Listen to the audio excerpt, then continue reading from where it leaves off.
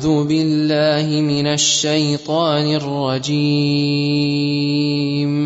بسم الله الرحمن الرحيم.